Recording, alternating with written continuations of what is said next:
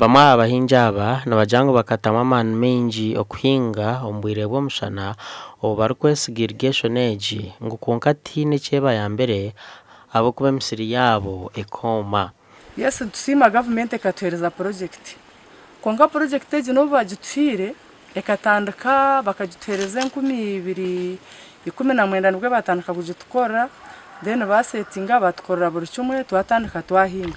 Konka kwiha batuhereza project egi first time nubwo twahingaho nabwo kuhingaho bwe tukaturwa mu rainy season.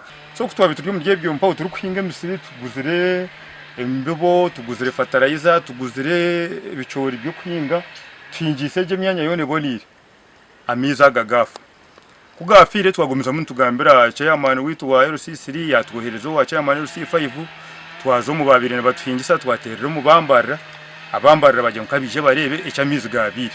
So ito tuyo no kushasha kuhango kureba ngo bintu byone bituye twinjiro ko misiri yantonga yone fire twagire kitwafunamo kandi ahigure ko sente za roni mazime turi kushaba government munonga ejezeho eje tuyambe uko mwarebo kuyona okutukatwinjireyo obutunda buriyo nibwo. Aba nibongera bagira ngo bakaba barire za roni bazito mu kuhinga emisiri ngo konka icyo busasi tiine kibihiremu kandi bashabire abukiri kwataho nka office ya RDC okubahwera hanshonga egi.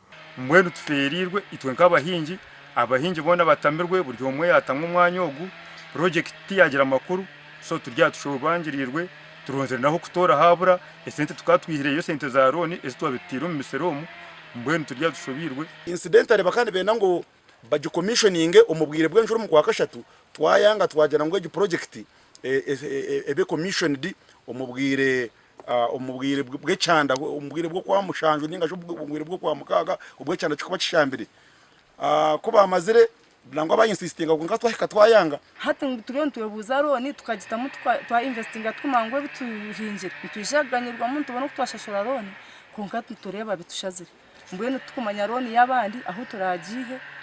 Stephen Nsubuga or RDC ahabwa Rukungiri district najango nshonga ya irrigation egi najimanya kandi aba ministry bariyo bakorekera kubasika okugitereza. So ne basala wonti bagenda kufuna pampu endala balindire bulinizi kufuna sente kwa tuli mwako gwebensimyo mupya banafuna sente basobola okula pampu bakolekera RDC Nsubuga najanga government egerezeho kusyaha abahingi za irrigation nahabwe ekyo abazine bazikwate kurungi. Nenjagala kubazanya abantu mu Rukungiri project bagijumbidde nnyo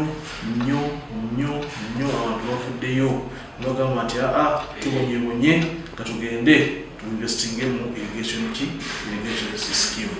Gasha kwa Dan Basivye.